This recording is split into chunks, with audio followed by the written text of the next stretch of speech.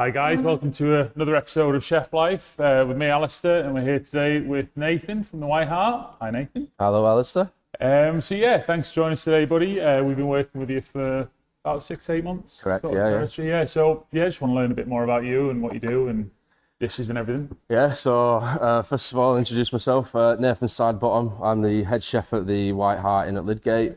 I've been here, this is my second time of employment here, and I've currently been back here now coming up to 5 years, and I've been the head chef since October 2020. Yeah. Awesome. So, yeah. Awesome. And you've got, I think, your role for me really interests me because you've got like a fine dining side to this place. You've got like a massive sort of wedding venue arm. You've got a country pub arm within it. You've got the Airbnb, and then you've got Dinnerstones, which is like Italian inspired, sort of fine high and dine. Yeah. It's like, but then you overseeing all that and still doing like, you know, you're always quite creative in terms of what you want to do. I think that's really interesting. Yeah. Do you find it a challenge, the management of both restaurants and all the like sub-genres within that? Or? Well, I'd be lying if I said no. Yeah. But in life, who doesn't like a challenge? Yeah. I thrive off it a little bit. And do you enjoy that as much as you do the cooking side of it, or is it kind of like a nice mix where you've got variety throughout? I mean, it's a mix of everything, you know, because running two sites, you know, you can't be in two places at once. So you have to manage a team properly in a sense of when I'm not down the road at Dinnerstones, it's running to the standard of how I want it. And, you know, if I have to go and do a service down at Dinnerstones, this place has to run exactly how I want it. So you know, it's all about having a great team behind you in a sense. And when you came up, because you learnt off some really good guys and things when you were coming up. So where did you start? Where did you cut your teeth? So I first of all started my career at the White Hart as an apprentice when I was 18 going through college. And you know, I started as an apprentice, I learnt loads, and I left here as a chef de partie, and I went to go and work in a 2 Michelin star restaurant called Midsummer House in Cambridge. Nice. Working underneath Daniel Clifford and Mark Abbott. Oh wow. And I spent just shy of 3 years working for Chef Daniel and Chef Mark, and then I moved back up north due to personal reasons, and there was no other place I wanted to go apart from come back to the White Hart. So I came here and I said, you know, I'm just looking for a bit of a part-time job while I've got a few things to sort out. And then as the time went on, I've slowly progressed up to the sous chef level here.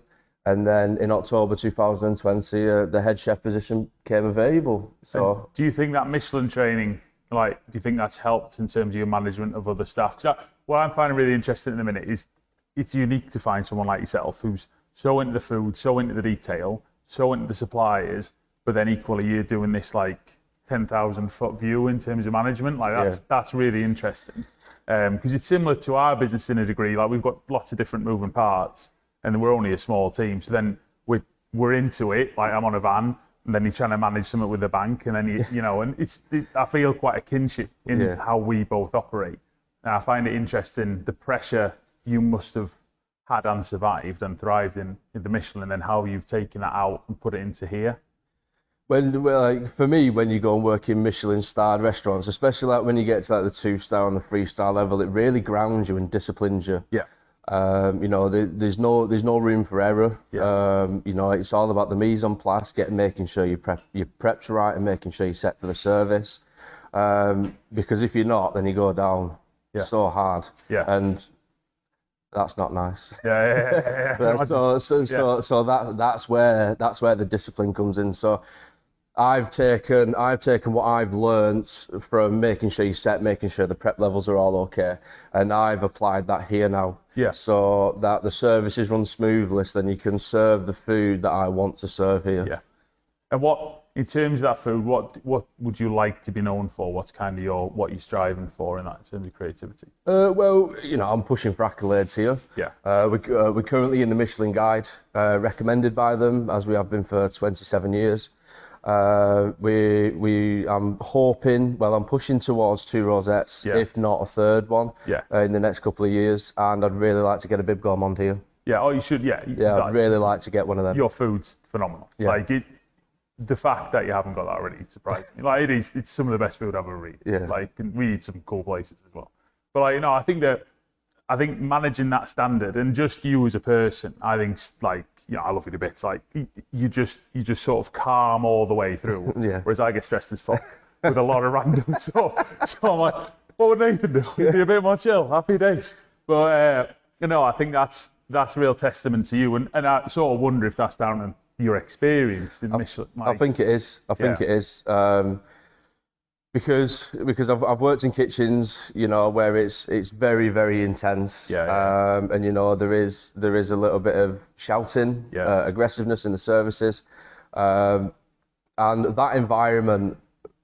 It's molded me into the person I am today. Yeah. But I don't believe in, you don't need to shout at your staff anymore. Yeah. Just talk to them. Yeah. If they make a mistake, show them again how to do things. Yeah. And that also helps them progress in their career. Yeah. And also you get a lot more respect from your employees. Absolutely. And I think, again, looking at your team, it's quite an age range. I was just chatting before we started. Like, you've got a lady coming from college, and then you've got an apprentice dude, and then you've got some older guys in there and girls.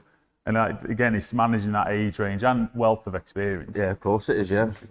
And do you allow them to kind of come up with their own ideas in terms of creativity, or are you very much like, this is the plan, guys?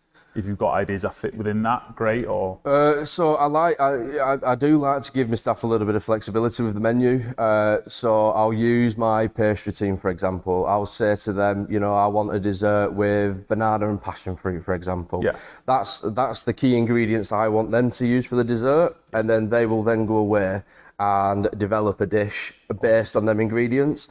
And then they'll do a plate up of it, and then we'll taste it together and say, that needs a little tweak, or no, that's beautiful. Let's add a little bit of coconut to that to make it a little bit more exotic. And that's how I do the kitchen. Yeah. Here. So you're giving them quite a good base for them to then, I suppose, go off and follow a similar journey yourself. Which is really inspiring. To be fair, it's important for the team to think as well, because if I just say, right, this is the menu, this is what you're going to follow, this is what you're going to do, you breed robots. Yeah. Whereas they don't think for themselves. Yeah. And especially the younger generation now, you need them to think for themselves. Yeah. Absolutely. It's important for their career development. Well, I think learning to cut your teeth here with the scope of what you do, from that fine dining element all the way through to bar mitzvahs, I imagine, in this event space. Yeah, like that's such a wealth of techniques, and then equally you've got, I imagine you have a lot of locals from the village who come here and want the standard Sunday lunch and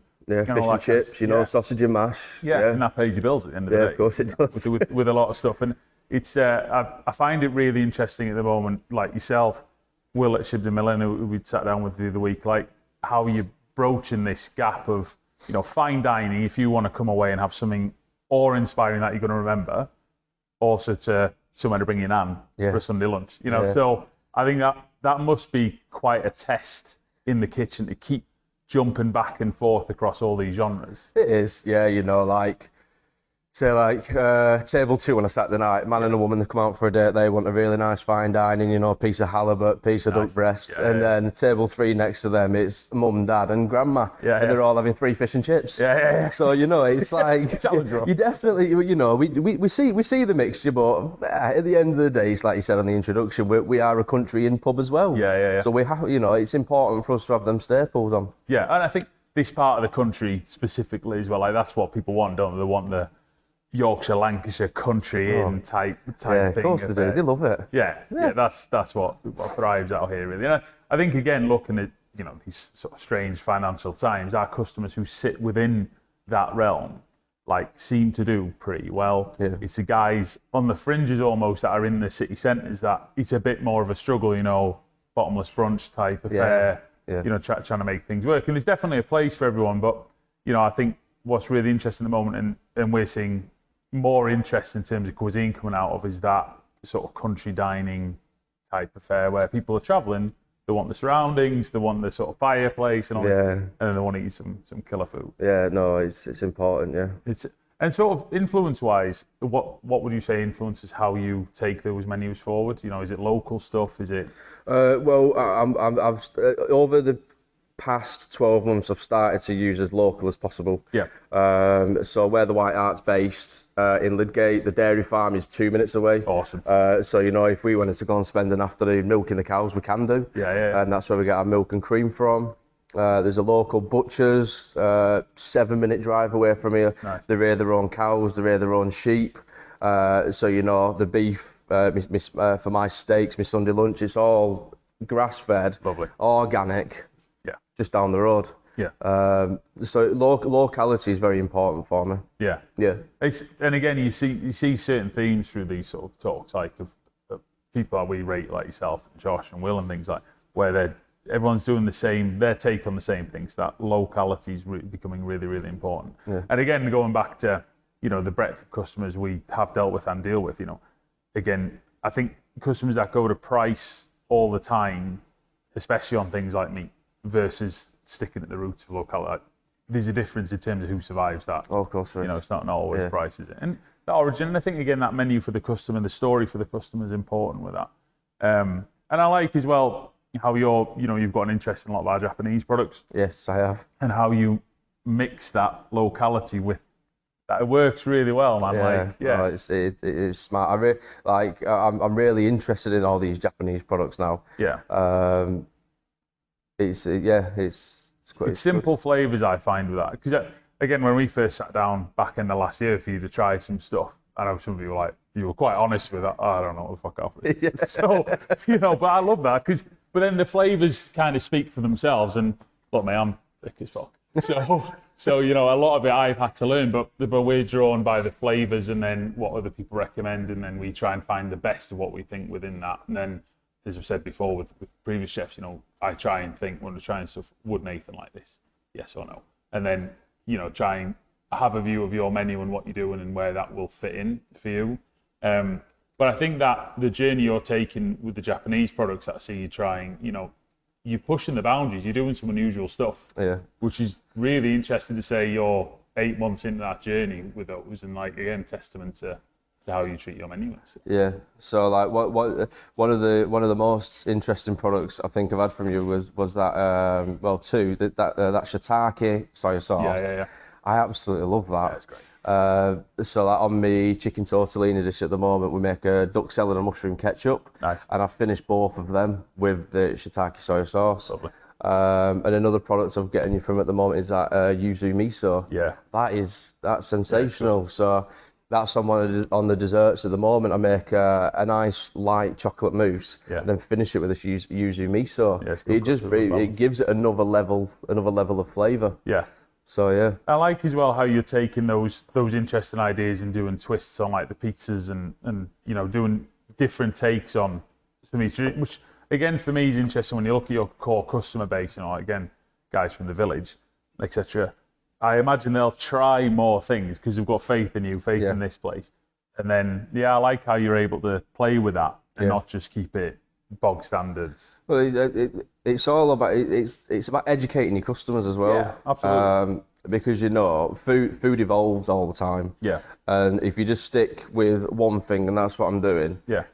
You know, you're going to buoy your customers at the end of the day.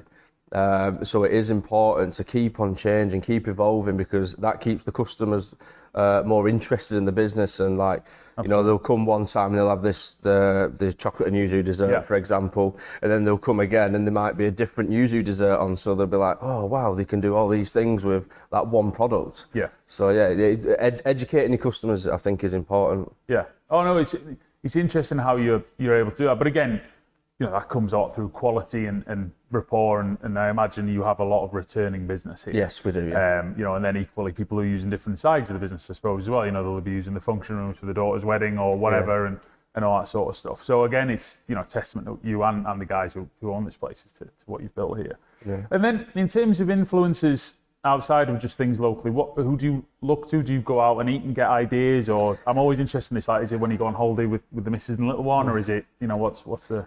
So I definitely like to eat out a lot. Yeah. So I went to the last restaurant I went was Shibden Millin. Yeah, went there last Monday. Me, some pals, and me girlfriend Josie and baby Noah. Nice. Noah loved it. Happy days. Happy days. But no, like eating out and reading cookbooks as well. Right, okay. I think that's quite important. And do you go for obscure chef guys in the cookbooks, or are you going to like mainstream and then sort of go off on tangents? Or I mean, I'll read anything. Right. You know, Flavor Thesaurus, Marco Pierre White, White Heat. Yeah. That's a legendary book. Yeah. I've had that since I was probably 16. Yeah. You know, Gordon Ramsay, Le Manoir's book, Thomas Keller's over in America. You know, there's all sorts of books. I've got a repertoire at home. And what got you? Was it your mum got you into cooking, or No? So I've got family in the industry down in Bristol. right? And I'll never forget. We went down one Easter holiday, and we was making chocolate cake. Yeah. For my auntie's birthday, and the first time we ever made a chocolate gâteau. Nice. And I could see the love in my uncle's face, and I just thought, you know what, that's what I want to do, because I saw the passion. Nice. I love it, man. And ever since then, I've never looked back. That's brilliant. Ever. That is brilliant. And do you find what I found interesting? We spoke to Shane at Woodall Spa. It could be a couple of months ago now, and she's from China. And I think it's really interesting looking at someone from a completely foreign culture to, I'm sort of Yorkshire born and bred, from where we're from. And coming over here, all the language barriers, and then her food's phenomenal, but it's twists on different things, which I'd never contemplate to do. But when you speak to her, a lot of it goes back to her childhood cooking with her mum. Yeah. And then she's just taken her experience and knowledge and like expertise levels like yourself, and then taken these old dishes and then done her view on it. Revamping them. Yeah. And I kind of wonder if people like yourself and stuff, do you go back to your roots of what your gran used to make here, what you used to do with your mum or your auntie or your uncle or whatever? And well, when we was younger, we used to do a lot of baking with grandma. Yeah. Baking fairy cakes. And my great grandma in Bristol, she had in her garden, she had pear trees, fig trees, strawberries, loads of herbs. And I remember like we just used to go picking them. Yeah. And then say like we picked pears, for example, we'd peel them and make a crumble. Yeah. So I mean, the roots have definitely got me to where I am today. Yeah. Because that's where I found the passion for cooking. Yeah. 100%. Yeah. And will you revisit those roots as you continue on your dishes? Do you go back to like that pear crumble and go, do you know what? That'll go awesome with this miso, or I could upskill it with this. Do you find that comfort in those old school recipes? And No, if I'm honest, I can't lie to you, no. No, it's because it's funny. I go back to, I'll cock a bowl of cereal, but I go back to some of the stuff I used to do with my mum when I was growing up, and I like to have a go. I'm rubbish, but yeah. Then I've thought, I tried this tomato ponzu, I bet that'd go really well in my mum's ex, Yeah. And then I have a go with it, and so sometimes it's an absolute disaster. Sometimes it's sort of okay. But do you think with Noah, do you think you'll try and push the passion of food on, or 100%? Yes, brother. Yeah, he's daddy's little sous chef. Awesome. 100%. Yeah. Awesome. I'm hoping, I can get him into it. Yeah. I'd really like that. No, so Ruby, my little girl's 7, so I obviously with this job I take her all over, and I really like she's got to go into some cool kitchens. She's got a North Coast kitchen and so, and I'm like, that's a cool experience. Not a lot of kids get to have, and Noah growing up with you in like such a great kitchen here as well. Like that'll be, that's memories for the ages. Yeah, 100%. Yeah, which is awesome. Hopefully I can pass it on. And what do you see as a sort of immediate future for you then in terms of menu? See, we've talked around getting you into different guys and going for that second, third rosette. What are you striving for in terms of menu? Have you got anything you're working on that you really want to? Well, at the moment, obviously, as we've discussed, we're pushing for all the accolades at the moment. I'm in conversation with one chef at the moment. We're going to be doing some guest chef nights here at the White Hart because obviously we can showcase a little bit more of our food, and also we can bring other chefs in, which are obviously talented as well. Yeah. With the menus. This year we're starting to build our own gardens outside. Lovely. So we've just started planting some herbs out there already. I think that's really interesting. Speaking with Josh at Goldsborough, like it really opened my eyes to the skill sets you guys will have to learn. Yeah. Which is yet another string to. I mean, you've got on top of that, you've got all this management of all the other faculties of this business. then on top of that, I mean, that's so diverse. Like, it's amazing. It's a real testament. Yeah, 100%. I mean, currently right now, do I know anything about gardening or looking after plants and roots? No is the answer. But as I've said already, I love a challenge. Yeah. And I feel like it'd be good if if we start growing our own veg, our own herbs here. It'd be a little bit of theatre for the customers. Yeah. They can see the chefs walking in with some freshly picked pine berries or some strawberries or some gooseberries. Coming in with trays of some nicely picked thyme, some rosemary, and then that's what we're using at the night time. So yeah, that's what we're working towards at the moment. Yeah, I really like that. So Jennifer, my business partner, her husband Ollie, they own a farm. It's a campsite, and he's a cattle farmer by sort of heritage and trade. But I like how they've evolved their business. So they've got campsite now, and they do lots of different events. But then they found a lot of wild garlic growing, so we're going to do some foraging types of with people like yourselves and Will and stuff. But I like how their business evolves, and then equally talking to people like yourself, I like how your business evolves as well. And it's just that new things, bit scary at first, but you figure it out and see where you go, man. Yeah. I think I'll be. But then again, coming back to your apprentices and stuff, that experience and learning they're going to get from managing a garden to doing fine dining to running the menu for a wedding. Yeah, it's phenomenal. Yeah. With the apprentices, they get to see the whole side of this business. So they might do a little bit of time in the function kitchen here at the White Hart, and then they they work in the front kitchen with me. So they see an a la carte service, they see a table d'hôte service when we're doing private dining upstairs. They see the functions, for 180 people. You see how you get them to operate. Foraging at the back of the White Hart. We've got wild garlic, we've got brambles. There's all little sorts of herbs that we can find. So they get to, because even just walking down the alley and doing a bit of foraging, that's exciting for them, as it is for any chef. And then also, we've got Dinnerstones, which is our other site. They might go and spend a couple of months down there and learn a completely different kitchen. So then they become a little bit more adaptable. Yeah, and then again, like you say, they're crossing those boundaries. Like with Dinnerstones, the Italian. It's funny because we went so hard on the Japanese specialist. This last 6 months, we're still pushing that obviously, but Italian is really growing for us. The quality of pizzas now, I think, are phenomenal. And for such a basic thing, I know everyone likes pizza. Yeah, it's a bit of dough and a bit of cheese and a bit of tomato sauce. Exactly. But you can make it taste lovely. Absolutely. And again, then learning that Italian way to cook, if you want, that breadth that you guys can offer as a village pub in effect. It's a lot larger than that now, but it's mind blowing. Right? It's phenomenal. Yeah, it's great. And again, testament to you, brother, with what you've done. And we really are excited working with you and all this stuff. I know we talk quite often what we can do together. I think it's great. But anything else you'd want the listeners to know at all, or anything else you'd like to share? I don't think I've got anything else to share really. No.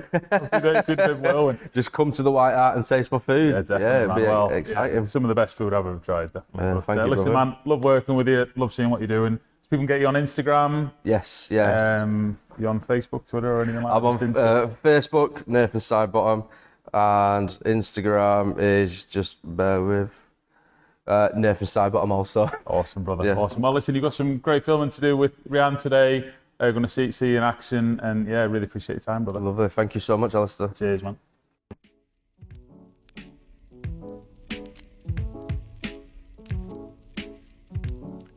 Thank you for joining us on another Chef Life podcast. I've been your host, Alistair.